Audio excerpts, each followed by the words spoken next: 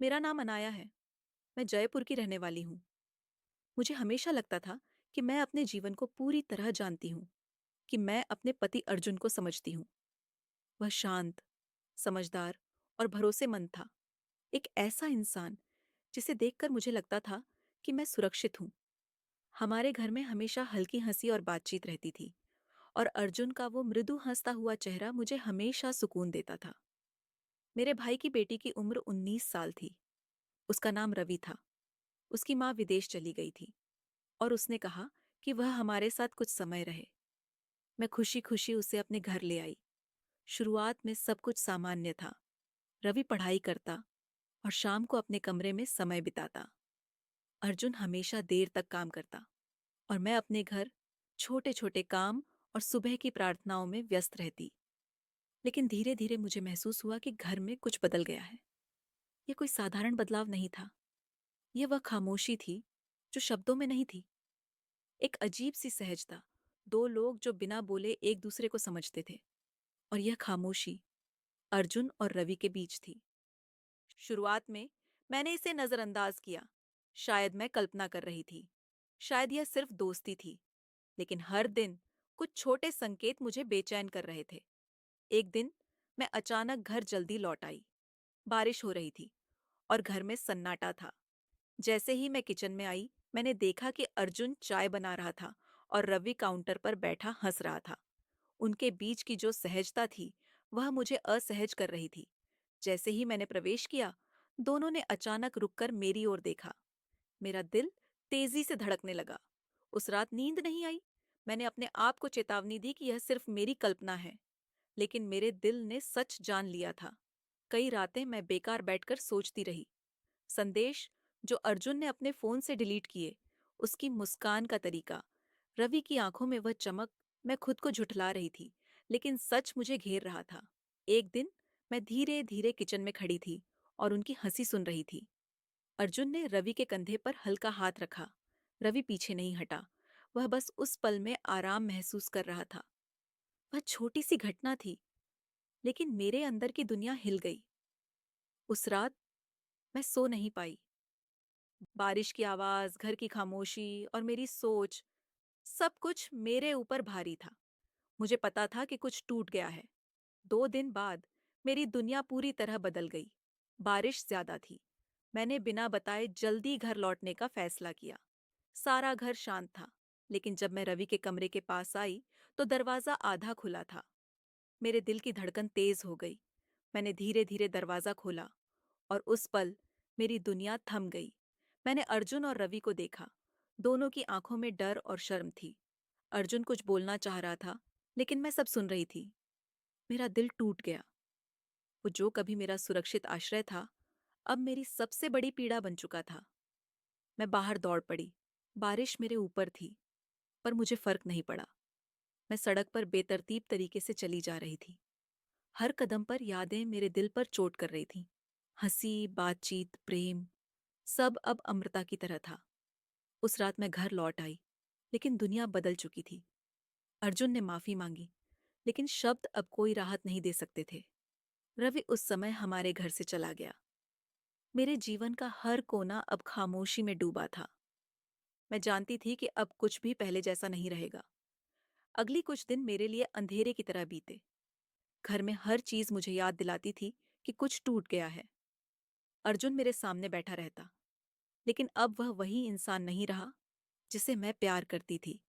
वह माफी मांगता, आंखों में पछतावा होता, लेकिन उसके शब्द अब मेरे दिल को छू नहीं पाते थे। रवि घर छोड़ चुका था। एक छोटा सा नोट छोड़ गया था। माफ कर दो मामी, मैंने सब खो दिया। मैं नहीं जानता कि सही क्या है, पर मैं गलतियों से सीख रहा हूं। उस नोट ने मेरी रातें तोड़ दी। मैं उसके बिना जी रही थी, लेकिन उसके शब्द मेरे दिमाग में गूंजते रहते थे। अर्जुन ने कई बार मुझसे बात करने की कोशिश की। अनाया, मैं सब कुछ सुधारना चाहता हूँ। मुझे एक मौका दो। मैं बस देखती रही। मुझे नहीं लगता था कि वह कभी वही इंसान हो सकता है जिस पर मैंने भरोसा किया था। घर का हर कोना अब एक याद बन चुका था। वह सोफा जिस पर वे कभी बैठकर हंसते थे, वह कुर्सी जिस पर रवि अपनी किताबें रखता था, हर जगह मुझे दर्द देता था। मैंने अपने आप से वादा किया कि अब मैं केवल खुद के लिए जीऊंगी। रवि की अनुपस्थिति ने मुझे और भी मजबूत बना दिया। मैंने अपने काम में ध्यान लगाया, अपने दोस्तों से समय बिताया और खुद को समय देने लगी। एक दिन मुझे महसूस हुआ कि मैं अब इतनी कमजोर नहीं रही। वो चोट जो मेरे दिल में थी, अब मुझे समझदारी और धैर्य दे रही थी। मैंने सीखा कि माफी देना केवल दूसरों के लिए नहीं होता, यह स्वयं की शांति के लिए होता है। अर्जुन भी धीरे धीरे अपने तरीके बदलने लगा। वह बाहर ज्यादा समय बिताने लगा, अपनी गलतियों पर सोचता और उन्हें समझने की कोशिश करता। हम दोनों के बीच अब वही सन्नाटा था, लेकिन यह सन्नाटा डर और दर्द का नहीं था, यह सोचने और समझने का था। महीनों बाद मुझे पता चला कि रवि ने अपने अध्ययन को बीच में छोड़ दिया था और दूर शहर में नई शुरुआत की थी। उसने किसी को अपने बारे में नहीं बताया। यह जानकर मुझे अजीब तरह की राहत मिली। वह सुरक्षित था और यही सबसे महत्वपूर्ण बात थी। मैंने अपने आप को धीरे धीरे अपनाना शुरू किया। मैंने अपने जीवन के छोटे छोटे सुखों को देखा। सुबह की हल्की धूप, मंदिर की घंटियों की आवाज, किताबें पढ़ना और अपने पुराने शौक फिर से जीना। हर दिन मेरे लिए एक नई शुरुआत बन गया। अर्जुन एक दिन मेरे पास आया। मैं जा रहा हूं अनाया, उसने धीरे से कहा। कहाँ? दिल्ली। मैं नई शुरुआत करना चाहता हूँ। यहाँ रहकर मैं केवल आपको और अपने दोषों को याद करूंगा। मैंने केवल देखा। अब मेरे लिए रोना या झगड़ना कोई समाधान नहीं था। जाओ अर्जुन, अपनी राह खुद चुनो, मैंने कहा। अर्जुन चुपचाप उठा और चला गया। घर फिर से खाली हो गया, पर इस खालीपन में अब शांति थी।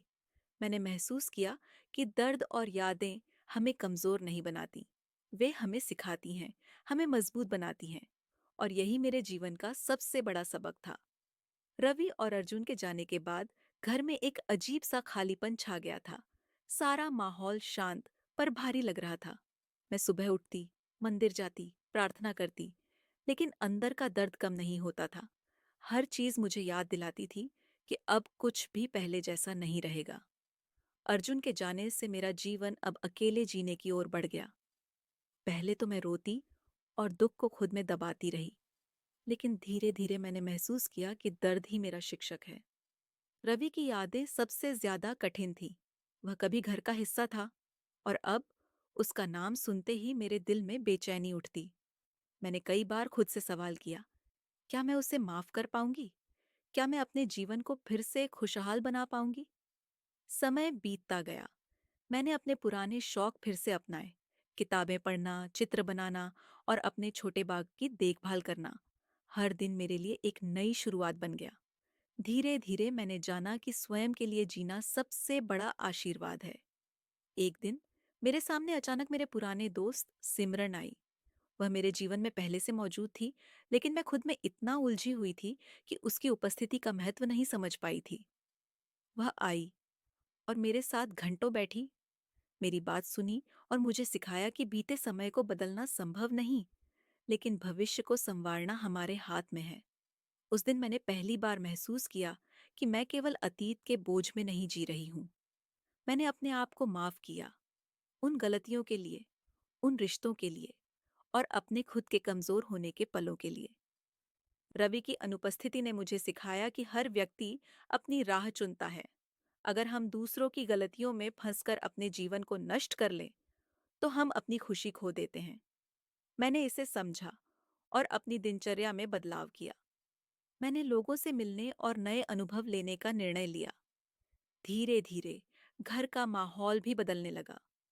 घर अब केवल यादों का स्थान नहीं था, बल्कि शांति और नई शुरुआत का प्रतीक बन गया। मैंने अर्जुन के लिए खेद महसूस किया, लेकिन अब मुझे वह दर्द अपनी जिंदगी को नियंत्रित नहीं कर सकता था। रवि की यादें अब मुझे डराती नहीं थीं, वे केवल सिखाने वाली यादें थीं। मैंने सीखा कि हर घटना, चाहे कितनी भी कठिन क्यों ना हो, हमें मजबूत बनाती है। समय के साथ मैंने अपने आप को और अपने जीवन को स्वीकार करना शुरू किया। मैंने यह जाना कि खुद के लिए जीना सबसे महत्वपूर्ण है। दूसरों की गलती, अपने दुख, सभी कुछ हमें आगे बढ़ने का अवसर देते हैं। मुझे एहसास हुआ कि अब मैं अकेली नहीं थी। मेरे भीतर की शक्ति और आत्मविश्वास मेरे सबसे बड़े साथी बन गए थे। मैंने समझा कि जो कुछ भी टूट चुका है उसे फिर से जोड़ना हमेशा संभव नहीं होता, लेकिन स्वयं को फिर से बनाना हमेशा संभव है। 5 साल गुजर चुके थे। समय बहुत कुछ बदल देता है, लेकिन कुछ घाव ऐसे होते हैं जो बस भीतर दबकर रहते हैं। मैंने अपने जीवन को फिर से बनाया था। अर्जुन की अनुपस्थिति ने मुझे सिखाया कि केवल अपनी खुशियों के लिए जीना सबसे महत्वपूर्ण है। रवि की यादें भी धीरे धीरे दर्द से शिक्षा में बदल गई थीं। एक सुबह जब मैं मंदिर के बाहर खड़ी थी और सूरज की हल्की रोशनी महसूस कर रही थी, मुझे एक आवाज सुनाई दी, आंटी। मेरी धड़कन रुक सी गई। मैंने धीरे धीरे मुड़कर देखा। वह रवि था। वह बदल चुका था। चेहरा गंभीर, आंखों में पछतावा और अनुभव की छाप। वह अब वही बच्चा नहीं था जिसे मैंने एक समय अपनाया था, लेकिन उसकी आंखों में वही पहचान थी, वही भावनात्मक गहराई। मैंने कुछ नहीं कहा। वह धीरे धीरे मेरे पास आया। मैंने बहुत समय तक सोचा कि क्या मैं लौटूं या नहीं। उसने धीमी आवाज में कहा, क्यों? मैंने पूछा, अपनी आवाज में हल्का काम।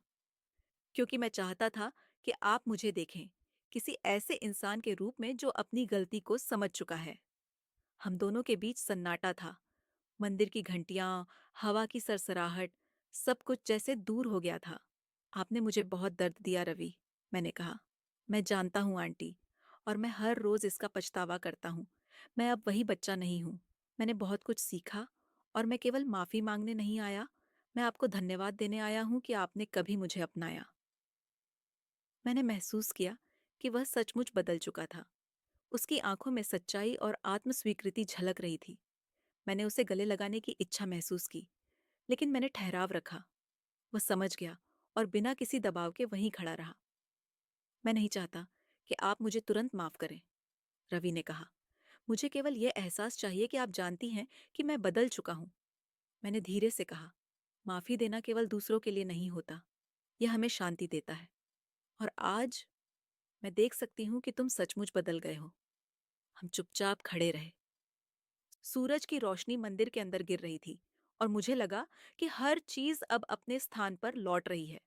रवि ने कहा कि वह शहर में कुछ समय के लिए रुकेगा, लेकिन यह तय नहीं था कि वह हमेशा रहेगा। मैंने महसूस किया कि यह ठीक है, वह सुरक्षित है, और यही सबसे महत्वपूर्ण बात थी। उस शाम मैं अपने घर लौटी और पहली बार महसूस किया कि दर्द अब मुझे नियंत्रित नहीं कर रहा। यह केवल एक अनुभव था जिसने मुझे मजबूत बनाया। मैंने महसूस किया कि अब मैं अकेली नहीं थी। मेरे भीतर की ताकत और अनुभव मेरे सबसे बड़े साथी बन गए थे। समय के साथ रवि चला गया, लेकिन मैं जानती थी कि उसने भी अपने जीवन में संतुलन पाया होगा, और मैंने अपने जीवन को पूरी तरह अपनाया। दर्द ने मुझे कमजोर नहीं किया। उसने मुझे सिखाया कि जीवन में आगे बढ़ना सबसे महत्वपूर्ण है।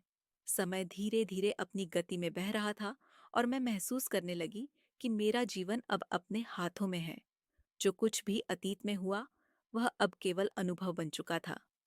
मैंने सीखा कि दुख और नुकसान हमें केवल कमजोर नहीं बनाते, वे हमें सिखाते हैं, हमें परिपक्व बनाते हैं। मैंने अपने छोटे बाग की देखभाल फिर से शुरू की। हर सुबह हल्की धूप में खड़े होकर पौधों को पानी देना अब केवल काम नहीं था, यह मेरी शांति का प्रतीक बन गया। मैंने अपने पुराने शौक भी अपनाए, किताबें पढ़ना, चित्र बनाना और अपने सपनों पर ध्यान देना। धीरे धीरे मैंने जाना कि स्वयं के लिए जीना ही सबसे बड़ा आशीर्वाद है। अर्जुन की यादें अब मुझे नहीं डराती थीं। वह मेरा अतीत था, एक सबक, लेकिन अब मेरा भविष्य मेरी अपनी पसंद में था। रवि की यादें भी अब केवल शिक्षाप्रद थीं। मैं जानती थी कि उन्होंने भी अपने जीवन में मार्ग खोज लिया होगा।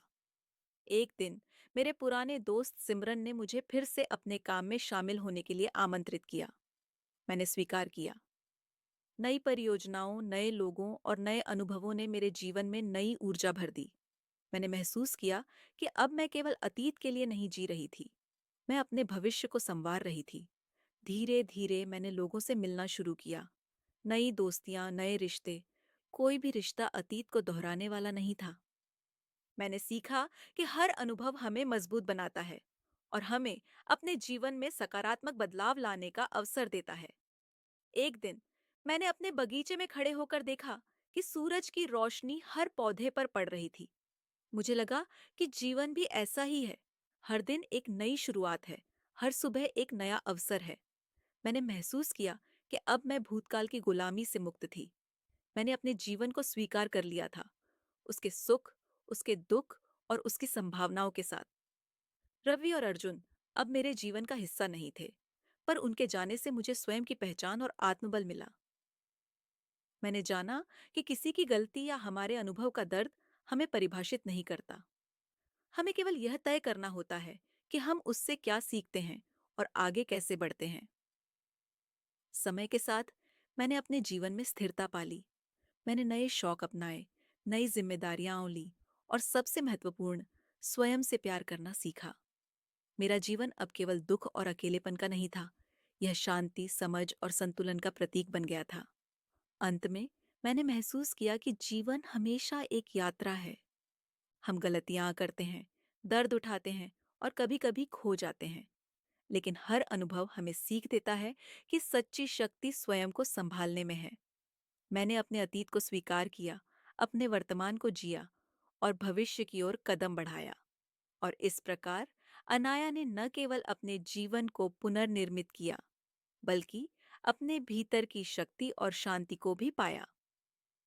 वह अब केवल अतीत की बंदिशों से मुक्त थी और हर दिन उसके लिए एक नई शुरुआत था।